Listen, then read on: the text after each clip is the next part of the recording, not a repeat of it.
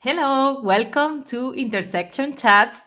I am Reme Mancera, a personal brand story strategist, and I'm here today with Laura. Thank you so much for accepting this invitation. Looking forward to this conversation. Oh my gosh, thank you so much for having me. This is going to be so fun. Thanks. So, as I mentioned, we are going to be talking about the intersection, in this case, between personal brand story and launch copywriting. Before we start, if you want to introduce yourself, what do you do and who you are, please? Yes. So I am a copywriter. I'm the founder of Cheeky Copy. And I specialize in launch copy and actually website copy that actually converts, not just, putting your digital business card out into the world. And so, yeah, I mean, I spend my time in a place where I'm trying to figure out how to really connect with people out in the webverse and connect with the right people, which is, I think, where this intersection is really beautifully intertwined. Hmm.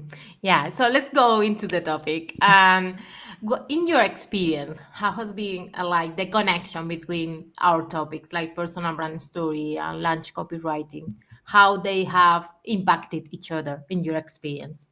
Yeah, it's interesting. So many of us were kind of born into this online space, if you will, under this idea of we want to have a personal brand, right? That like, or this is the kind of the should advice, if you will.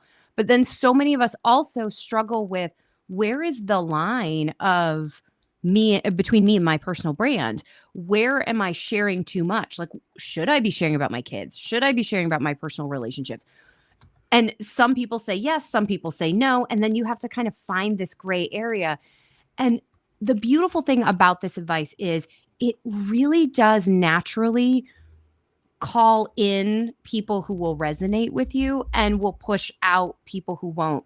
For instance, I have a client right now who we're doing some messaging work, and we were talking about who she wants to work with. Well, she has a wife. And so she was kind of talking about, well, I don't want to work with somebody who is not going to be nice to me about that. I'm like, well, maybe that's the thing, is sharing just a bit of the personal brand story and folding a bit of that in.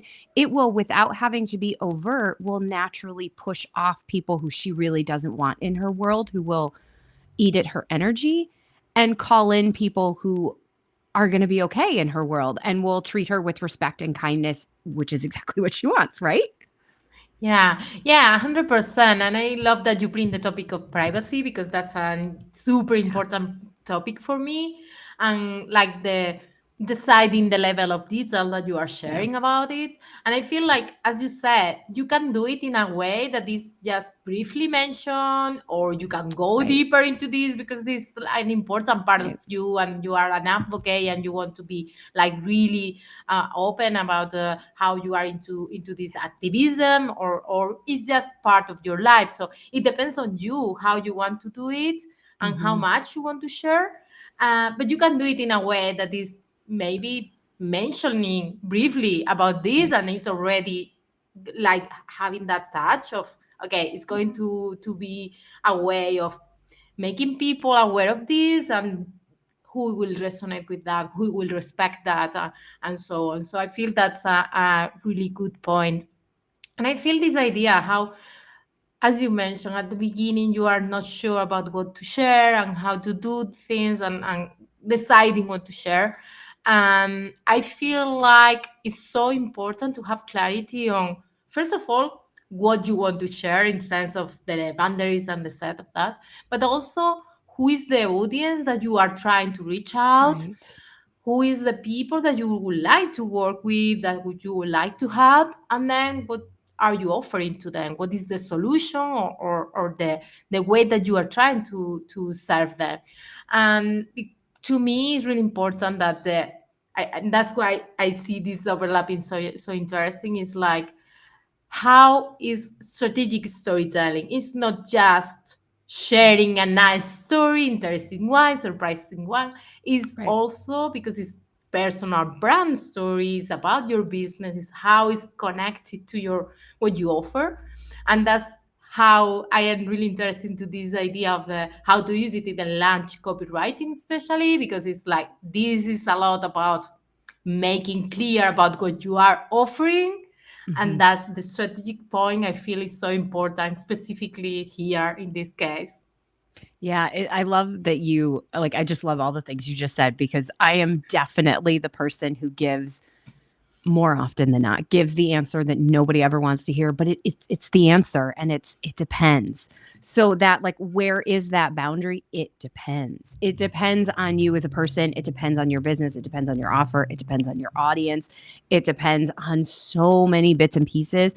I firmly believe that there is no aspect of business that can wholly be templatized and just drop, like taken from one other business and dropped onto yours, and that it's going to have the exact same effect it had on that business. I mean, sure, you can always take aspects of these things, but you can't just take somebody else's like things and just be like, oh, it's going to work exactly the same. It's not, because there's so much nuance and variance and all those bits and pieces. So yeah, I love that you said that. When it comes to a launch, it's interesting. We're in a really interesting moment in launching too, because some people are deeply struggling. I know of one in particular, one of the best known brands out there in the online space is doing a massive pivot because the old system that they were using wasn't working as well. It wasn't as effective. And I completely and totally respect that. But I'm also seeing other brands who are still and just starting out with seven-figure launches, which is, like, wouldn't we all love a little bit of that? But we're in this space where things are shifting and changing, and they're shifting so fast. And at the heart of this, what I have seen as being successful is genuine, like, not how can I systematize it and make it look like I give a crap about my people? It's like genuine connection and caring with your audience, with your people, with your clients. That's what's driving those really big launches for the most part. And that's what seems to be kind of threading the needle into this new space. The people who have stepped back from their business and are playing the numbers game, they're seeing that the old tactics aren't working as well. And it's not to say that their businesses are crumbling. They absolutely are not.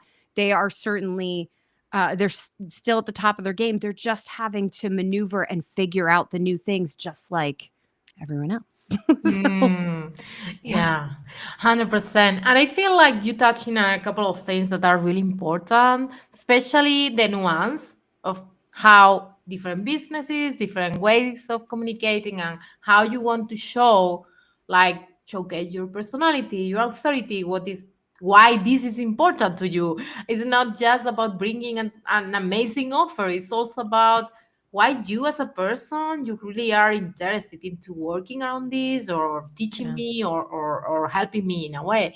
I feel that now more than ever you feel like that need of understanding like the reasons why people are doing things that Yeah. help build that connection. And I feel that's really important. It's like, okay, I feel that that person is trustworthy, so I will listen to what they have to offer to Hmm. me. Otherwise, if I feel like that's not the right person to me because we Right. don't have affinity or we are not aligned, I might be not being listening to their offer either. Right. It's like the first touch of the human behind the brand, if you will, and then also the other way around. Maybe I am looking for this kind of solution and I get several of them, and then I will try to decide who, as me, as a consumer, as a client, who I want to decide from. I will check also for that aspect of, okay, I trust this person. And I feel like, for example, with you, with the messaging and Hmm. I do around storytelling, people are opening up about topics that are really important. And so you really need to Yeah. feel like safe and trust the other person to work around this if you are going to do a more in-depth work around messaging and not just taking some formulas or khaki cutter Right. thing. If you really want to do something with nuances and with your voice, with your way of doing things, you are doing some deep work there as well. Right. And it's interesting too, because we are in a space now where the buyer's more sophisticated. We're all more Mhm. sophisticated. I mean, we all understand marketing like in a way that we didn't before. In the 1960s, the Madison Avenue marketing firms that were, shaking things up and were doing unbelievable business, people weren't as sophisticated as they are now. Now we all understand the tactics. We all have been, I hate to say it, we've all been burned. We've all paid a lot of money for something and felt like we didn't get our money's worth, or we're like, this was wrong. And it makes it so that the world is louder, yes. So we have to, in our own personal marketing and with our personal brands, we have to be able to maneuver through that. But the benefit of that is that back in that time, it was like you took any client you could. Like, if you think about it, if you go back to a space where we weren't so globalized, people, like, if you went to go buy your house or buy a house in an area, you had very few choices in people who could help you find that house. Now, I mean, I could throw a stone and hit 50 realtors. Like, it's just, I have options. So I'm going to pick to the person who's actually listening to me, Mm. who's going to show me the house. And I'm actually thinking about this when we bought this house. I remember we went and looked at a house with a real estate agent, and I said to him that there was a particular kind of house that I didn't like structurally. I just didn't like that kind of house. And the very first house he took us to was one of those. I'm like, why? And his response to me when I asked him why was, well, sometimes I find that people don't know what they want. And I was like, you're fired.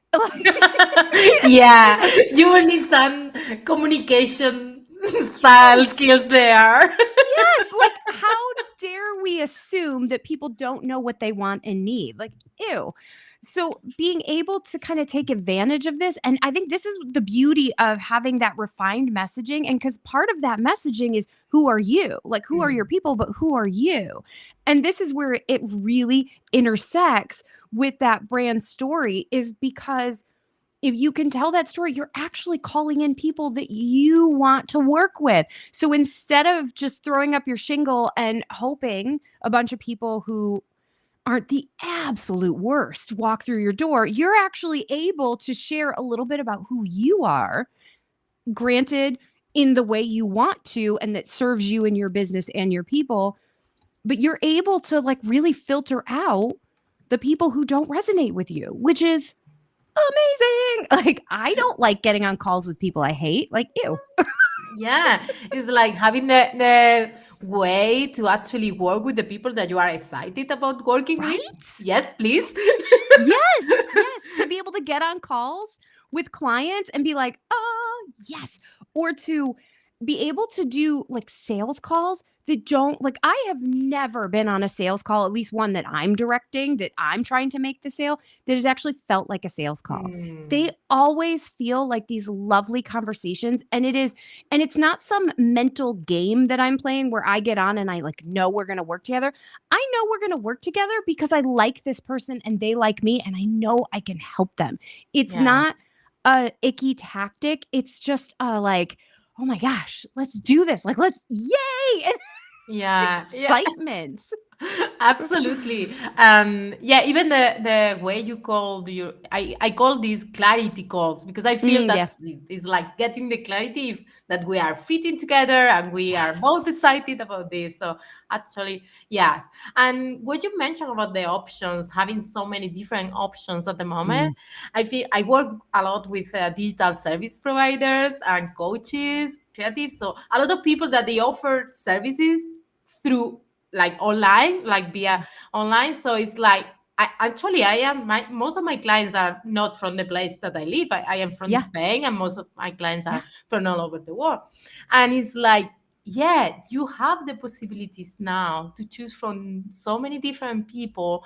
So it's also using your messaging as a way to actually make people understand what is important to you, what are your values, what is your personality, what is your approach, because it's like there could be, for example, with your expertise, there could be several people specifically doing launch copywriting, but Yeah. for each of you will have a different angle, something like even I always said that like look for what is like the differentiator in the sense of two people offering similar services that you are doing, but your angle will be different. Maybe you are an Yeah. innovator, maybe Yeah. you are someone that is like more about taking a different angle in a sense. So what is your that differentiation and how you communicate that using your story as a bridge to highlight like, yeah, this is a way that I do things because that's important to me and so on.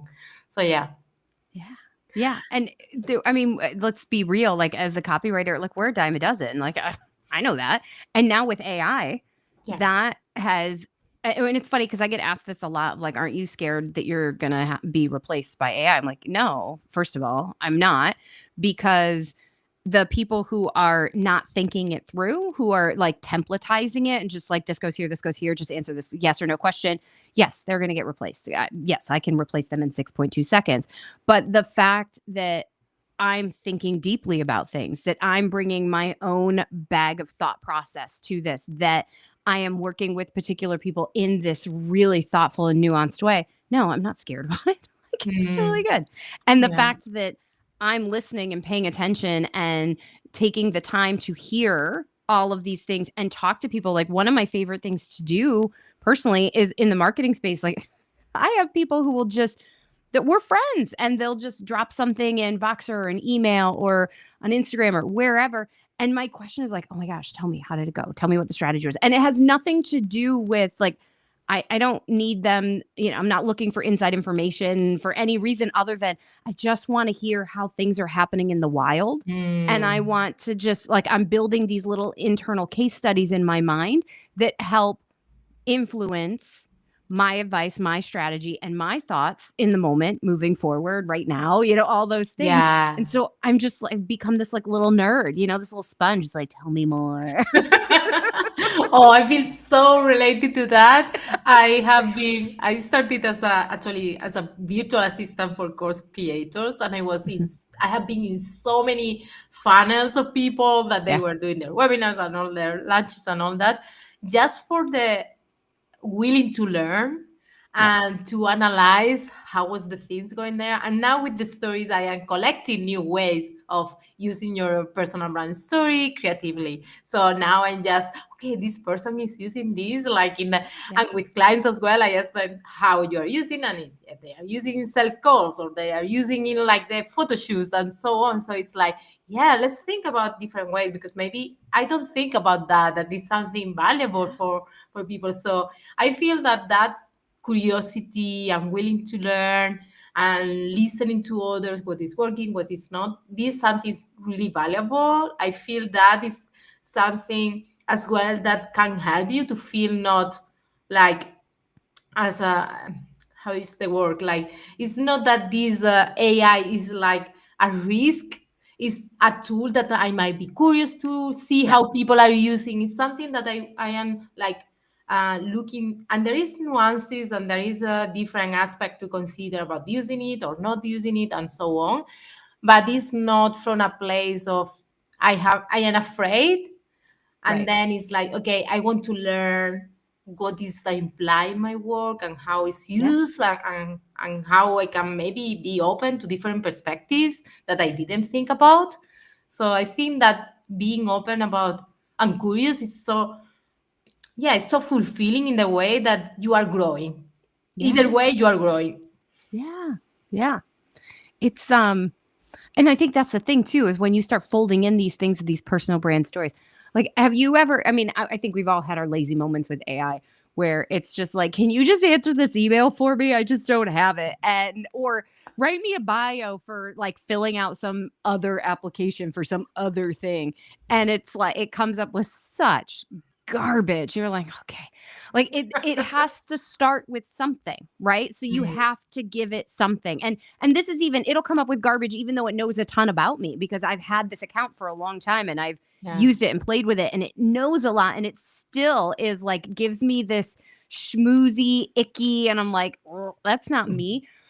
And But if you start with a story, if you start with that nugget and you give it to that, then it can grow from there. And here's the thing though, is that that's what sets us apart. And if you think about that, like we were talking about it being such a loud world, and we're trying to come out of what sometimes feels like a lot of people shouting into the void about their businesses, and sometimes shouting in the exact same thing that you're shouting in.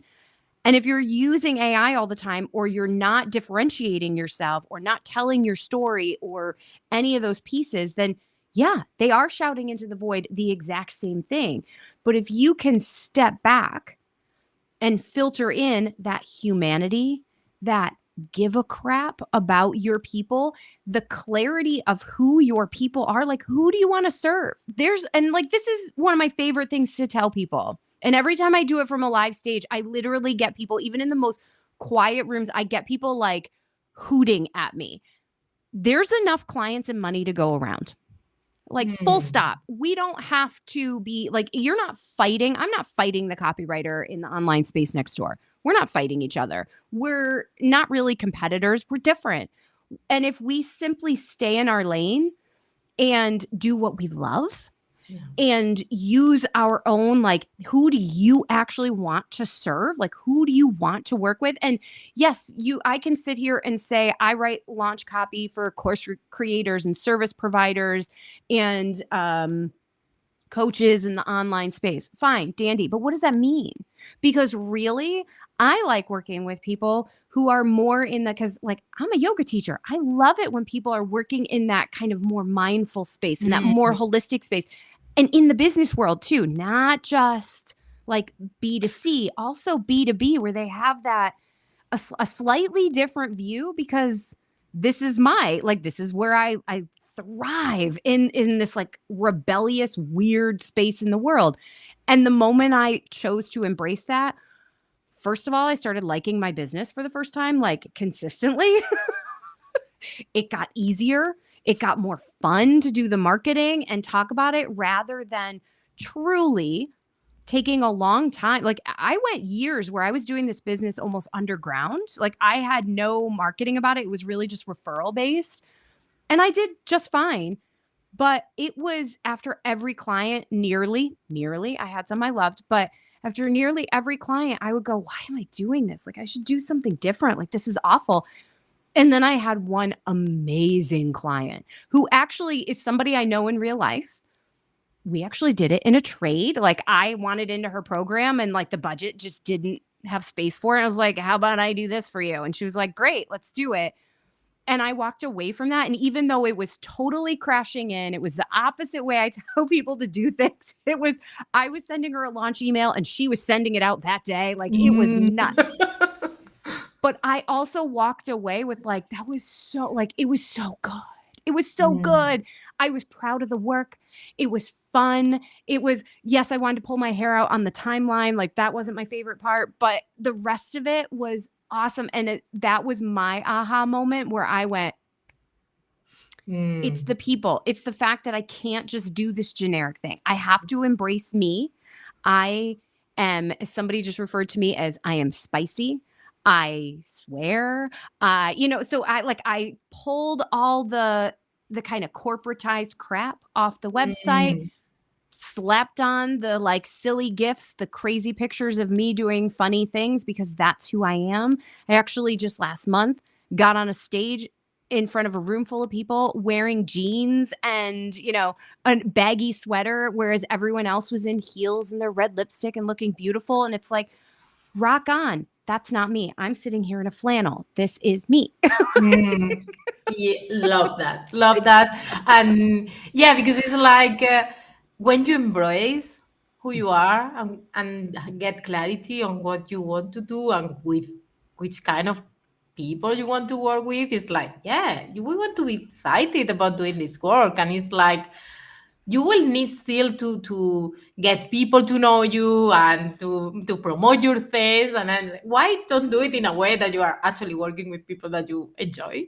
Right. So yeah. And yeah, I also feel this how when like you understand which kind of people you really connect with and work work with is like, yeah. And for example, for me, one of the reasons why I started to doing things in this way is like I work a lot with people they feel they don't have an epic story, because I remember the overwhelm Mm, of I don't have my life is they normal. I don't know what do. they Yeah. don't.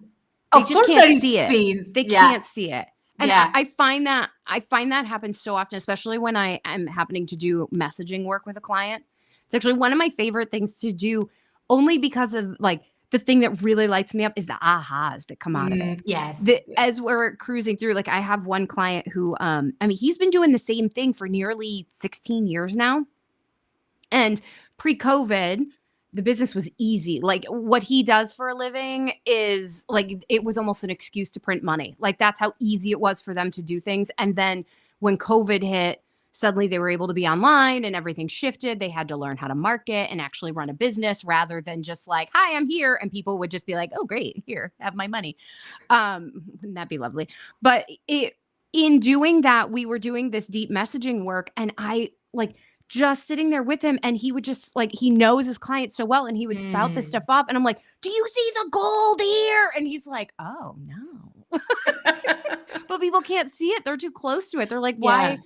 why are my kids interesting? Why is my, actually one of the emails I got the most feedback on this year was had a moment with one of the parent teacher organization moms that I'm a part of the organization, and a moment with one of them where they kind of behaved as you would expect in the cliche of that. And I shared a little bit of the frustration of that in an email without too much detail, but the responses I got from people were like, "Oh my God." Yes. But you wouldn't think that would be interesting, but it was interesting. And I was also able to adeptly thread the needle into what I was actually talking about, because you can't just throw a story like that up there and be like, that's it. Like you do have to somehow like make the path where it makes sense. Mm. And in doing that, people felt it because all the people with kids or who had parents who were in a part of these organizations or have seen, the movie Bad Moms or something, they all get it in some way, and it lights a little light bulb up for them. And so then they are like they have an emotional response. Mm. And that's, by the way, that's what sells, our emotions, not the facts, not the details, not anything else. It's the emotions, the connectedness. That's what actually sells at the end of the day. Mm. Yeah, 100% the idea of how important it is not just to share a story, but then how this is connected to the message or what you want to convey. And I feel that's one of the reasons why some people get like really disconnected to this idea of storytelling, because they feel like how this is relevant for my Mhm. business or for what I sell. And that's for me, that's why it's so important to connect both. And I call this framework that I create the story connectors because of that. One part is one meaningful moment of your journey, and then the other part is a key factor, a benefit of what you offer. So Yeah. I represent as two circles. They are touching each other. There's something in the middle. That's the piece that you want to use for your messaging, for whenever you are sharing your that story. And that gives you the idea of, okay, I know exactly why I'm sharing this story, because I am highlighting this specific benefit, this specific factor. So I feel that is giving you a lot of confidence when you are sharing your story, Mhm. because you know why. It's not just you sharing a maybe nice, maybe interesting, maybe funny story. It's also how that is connecting back to the point that you want to share, the lesson that you want to highlight there in that email or as part of a Mhm. lunch or so. Yeah. I think every once in a blue moon, it's all right to do kind of a non sequitur of like, life is life. Mm-hmm. But it really does have to be the blue moon. Like, or else it becomes an exercise in your ego. And that Mm-hmm. is, it is the art of being able to thread things through from the story to the point of why they're there, because the people who are actually on your list or are watching your social media, they're doing it for a reason. They want Mm-hmm. to hear what you have to say, but they don't necessarily want to, you know, hear your every little detail of your life. And that it does become an art form to be able to do that. But I think one of the like key ways to do that is embrace your weird. Like Mm. when you were reading a book or watching a show, because this happens to me all the time. I will be watching a show and I'm like, oh, like that, like is kind of, you have that, that thing you have where you learn a new word and then suddenly for the first time in your life, you hear this word like 15 times in 3 days. And I feel like that happens with thoughts too, where you suddenly have this thought of like, I'm thinking about this differently. And then you're watching like an episode of Full House from 1987 and you're like, and then you're watching, whatever, I don't even know, like Real Housewives now. And you're like, oh, wait, like this is all connecting. Spill it, share it. Make those little things and be a little detailed in the story of, Michelle Tanner said this and it made me think about this. And and people go, oh, because you're looking through your own little weird lens that other people aren't looking through. And they'll be so appreciative to put those glasses on for a minute and see the world through your eyes, because it's probably going to turn their own little weird lens on, which helps them grow. Yeah, I absolutely feel that that's like an exercise that you can do to share your points and to, yeah, sharing your angle, sharing your perspective. I feel that is helping people to get closer to, okay, I understand the context of this person and how is this combination, unique combination of Yeah. personality, values, background, Yeah. experience, expertise, right? So if we go to the topic of lunches specifically, what is something that you feel is a mistake that people should avoid? There's a really easy one, and then there's a bigger one. The really easy one is crashing into launches. Like the person who, made me think, oh, I like this job. Crashing into them is a huge mistake. The idea of, well, I think I might launch in 2 weeks or 3 weeks or next month. Like, oh my gosh, no. Because here's the thing, and here's the bigger mistake that people make. They don't understand that launch is a full marketing arc. It is a full strategy. It is not just like doors open, doors close. I think I might do this next month to just get a cash influx. I hear you. We all need a cash influx from time to time. You're always like, there's other ways of doing that. A launch is not the right way to do that, because in reality, it is the full arc where you have to think about, like, launching is numbers game. It's a numbers game. And you have to have grown your audience by a certain amount in order to kind of hit your goals. And it takes a whole flow. Like it really is like this little roller coaster where you have to grow. Then you have to connect with them, nurture them in the kind of traditional sense of it. But they need to get to know you. You can't just get somebody. I think of it as like dating. You don't go on a blind date and, you order the appetizers and the person across from you is like, so what do you think? You want to get married? Like, that's intense. That's really intense, right? Like, no, I want to leave. But you you go on these dates, you get to know them, and then over time you make the decision if this is the right person for you or not. And so you either commit or you don't. And in essence, that's what this whole arc is like. And you have to give them the space to choose to walk through the door, decide if they're in the right place, get to know you a little bit, and then you offer the sale to them and they accept or decline. And then also, by the way, just because they declined this time doesn't mean they're going to decline next time. Yeah. But you still have to think of it as like a really solid launch is spacious. It's being thought of in terms of not just 5 days or 8 days or 10 days of like cart open to cart close. They're thinking about it like the good ones. We're talking about people who are going into pre-launch. They're doing 90-day pre-launches, and that's not even the list growth phase and then the nurture phase. So we're talking about people who are doing 6-month launches. Like, that's the whole cadence. Is we have a very intentional moment where we are doing these big list build moves.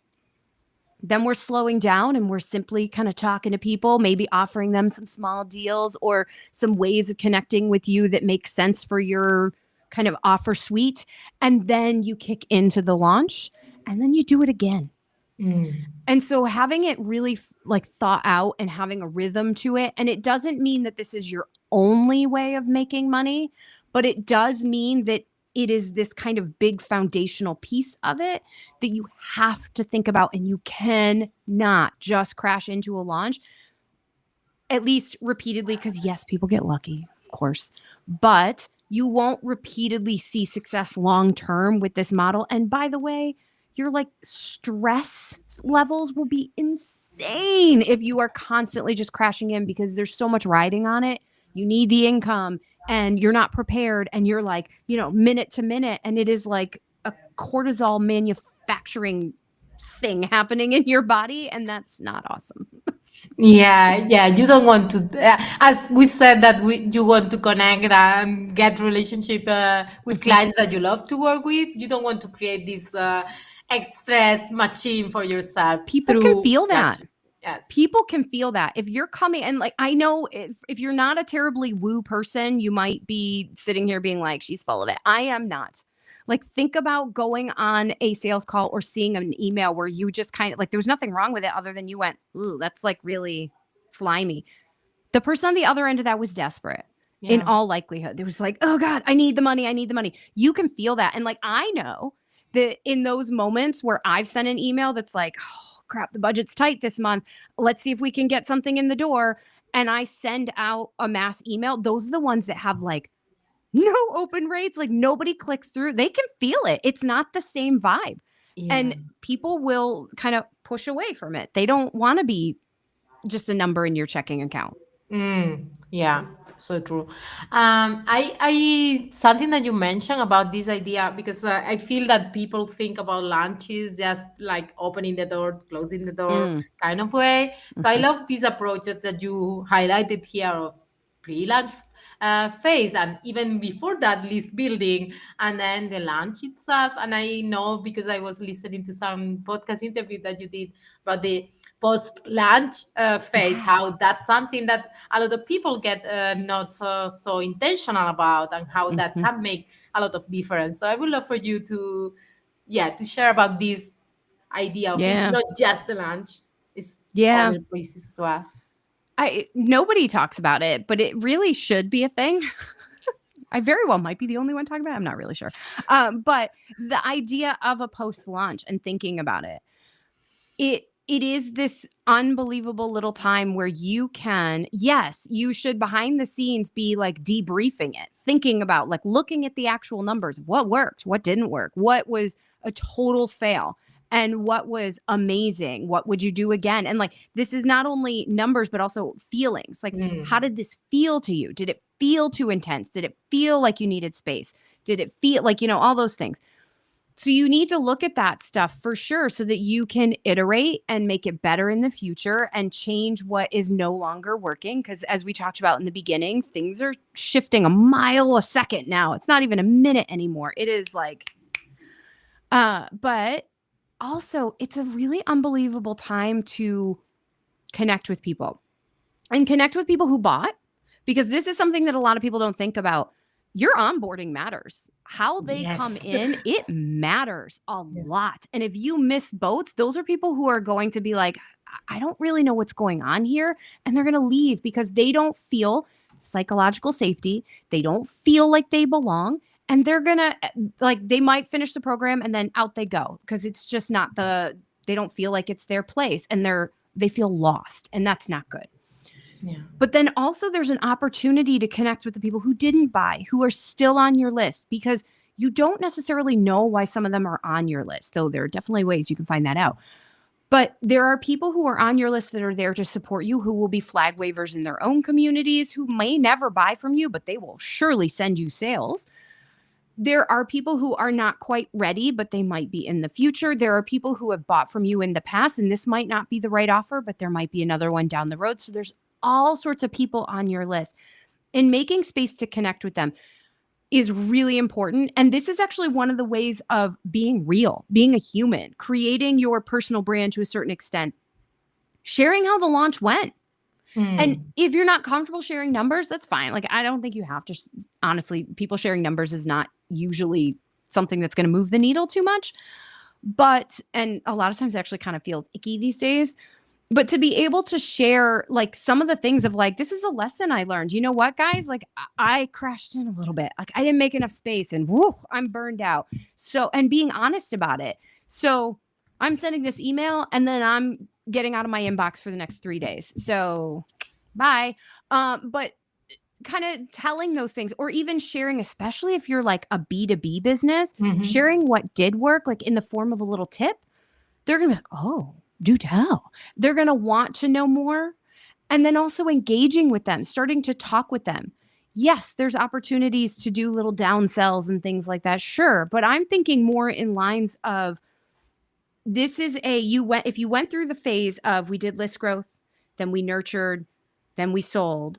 Let's go to nurture again for a minute before we open the floodgates to more people where we have to be more about like, this is what I do. Here's who I am. How about we spend a moment building this relationship and really kind of taking the time to be human? Maybe ask them questions like this. What an opportunity to ask a question of like, hey, this is how this felt to me. How did it feel to you? And actually wait and listen to the answer and not in a like, yes, a poll is a great thing of like, why'd you buy? Why didn't you buy? Those are they're great information to have. But what about I felt like this felt a little off. How about you? And be human. People will connect with that. Yeah, I'm being curious about the actual answer. So you are Mhm. asking them and you are really want to listen to what they say. And I feel Yeah. what you mentioned about sharing about how the lunch did it go. I Hmm. feel like this idea of sharing the lessons and the emotions, this is something that I use also for the storytelling in general. Is if you don't want to share private details, like in this case, you don't want to share the specific numbers, you can go to the emotions that you feel in that in that process and the lessons, because those are things that will help to resonate, they will connect with you and so on. Same with a general story that you don't feel like sharing details, you can go in that direction because the emotions is something that they feel relatable, even if they didn't experience that exact experience that you went through, is already helpful. So I feel that's something that it can apply to both, like the general personal brand storytelling, but also specifically in this type of lunch or post lunch conversations. Yeah. Yeah. Nice. I mean, I can't stress enough that like connection is king at this point. Like it Mhm. really is. I think that's how we're going. We've all experienced the fake connection through social media that doesn't feed us. And we're all recognizing that like, oh, it's lovely to be able to see what some megastar is eating for lunch, but also we're not really friends, and like I Mhm. need actual people who care about me. And so building real connection with your people is that's what will build the lifelong sustaining business that is easier. Mm. Yeah, and I feel that yeah, maybe lunches, when you first think about them, it doesn't look like a long-term game. And I feel Oh, it like can be. personal brand storytelling is more in that sense, like something in the long term. But you Hmm. can do things in a way that is long term. So I feel Yeah. like what you just share about this cycle of how you are building that relationship with the people that are new to your world and then staying there for several reasons, I feel that that is having this long term vision, because you are Yeah. not just thinking of, okay, of course I will create the onboarding experience for my new for the new people, but also I am thinking of, okay, people that have been working with you for a longer time, how you are connecting to them, how you are taking care of them. That's so key. And then Yeah. thinking about, okay, maybe there is someone that is not, they didn't buy now, but maybe in the future. For Something that you sure. mentioned, and I would love to touch on that, is when it's like it's a person that is not going to buy, but they might refer to their community to. So because this has happened to me when maybe through a, I have been a guest or someone has been in my podcast and so on, and then they somehow put me in their list. So now I am like receiving their newsletters and things like that, but I am not actually interested in their offer, but I want to know about what is happening in their world. Hmm. So I feel, do you have any, I don't know, any thoughts around how to handle this, because I feel like sometimes maybe at least where it's just about the people that are potential collaborators, this is something that I don't have an answer. It's something that I'm thinking about. What can be the best way of doing something like that? I function from a place of generosity. Like that is really my driving force. Like I spent, this is kind of what's moving my needle forward at this particular moment, is I spent a long time hearing people say, like, don't be an overgiver, set really strong boundaries. And Mhm. yes, I agree, you can't give to the extent that you're destroying your health and all that. But I understand where they're coming from and why, but also it didn't align with who I am and how I want to serve and be with all the people in my life, including my family. So that kind of, when it comes to people like that, like I will, like, I have done it many times where somebody is doing something. I'm not an affiliate. I'm not anything for them, but I just am like, oh, you know what? This person came to mind, or like we just had a conversation, Mm. and I shout them out. And literally, Yeah. like I did it this summer. I'm just thinking about it because he responded, my friend Michael, and I was talking about a conversation. I didn't really name him, and then I just put like, "Hi, Michael," with like a little like wave in it, and I just tagged his website and was like, "Go."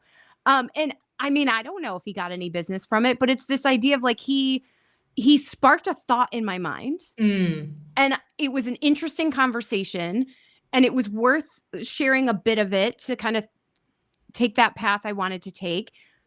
And also, why would I hide who it is, especially if it's like a colleague? Of Yeah. course, I'm not going to share the intimate details of clients unless they agree to it, but I love shouting people out, and I love personally the person who I find now a lot of my kind of coworkers, colleagues, however you want to refer to it, many of them will serve people who are earlier on in their business than I am. Mm. Their offer doesn't apply to me. It's Yeah. not going to help me. It could have helped me 5 years ago if they were doing it then, or if I knew them then, but it's not going to help me now. And it's not built for me. It just Yeah. isn't. So being able to kind of point people in their direction and refer them, like you're building your own community. Mm. And once you build that community, it's lovely to not be sitting at this laptop and feeling so alone. Mm. Like and I genuinely go back to like, there's enough clients and money to go around. Like there Yes. really is. And the whole rising tide will lift all boats thing is real. So the more that you're kind of putting that energy out into the world, the more those people are going to put it out to you too. And it Mhm. becomes this lovely, supportive, collaborative thing. As far as like behind the scenes, I mean, there's definitely ways of tracking and like tagging people and all the stuff to make sure that everyone, is getting what they want. But for me personally, like my typical emails, they just go to anybody who opted to be on my list. And I mean, I actually just had somebody who's pretty big in the space hit reply to one of my things. I was like, "You're on my list?" Hi. Lovely to talk to you. But it's one of those things of, she was just replying to like a conversation thing. So she's Mhm. there because she just wants to be. And okay. Nice. I don't Yeah. need to like categorize her as something Mhm. different, but I also know that she's there now. I know that, oh, there actually is a relationship here. So at some point the next time I see her in person, I'll have a more pointed conversation and maybe see if I can't build a little bit of a collaboration or deepen that relationship, not in a Mhm. sleazy way, but in a like, hi, you know a It's little bit about me now. yeah, yeah. Nice. Okay, thank you. So before we wrap up, I always like to give the opportunity to, if you have any thought or any message that we haven't covered but you feel is important to highlight, so feel free to share.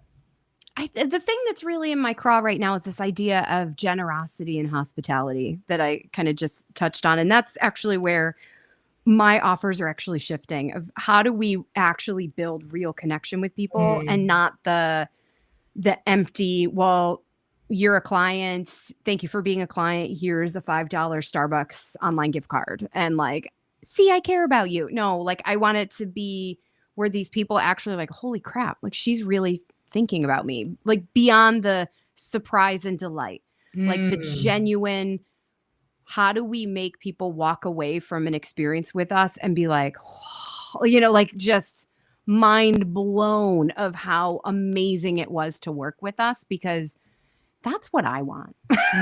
Yes, this is one of the keys I always say. Like, think about what do you like as a someone receiving Mhm. emails, someone receiving a offer, a service, and I feel so like touched with what you said, because this is actually I just wrote a piece of content that is going to be out about how a client, one of the best compliments that someone can tell me, a client, is I felt that you take care of me, that you Mm, care, yeah. and I feel safe doing this work. Yeah.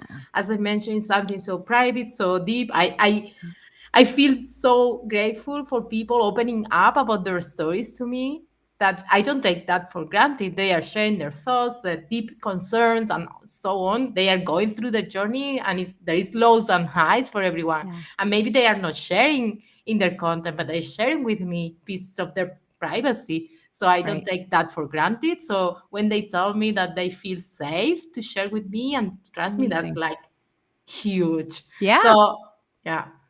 Yeah. So huge.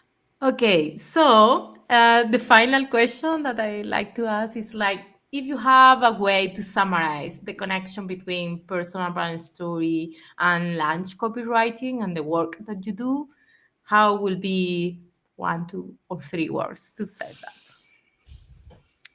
Oh, one, two, or three words. I think it's connection and differentiator are the two words that Mhm. I would put in there. Just because those, like when you're sitting here thinking heavily, working through somebody's templated Mm. workbook and a course of like, how do I make myself stand out? That's how. Like, that's an easy way to stand out. Just be you.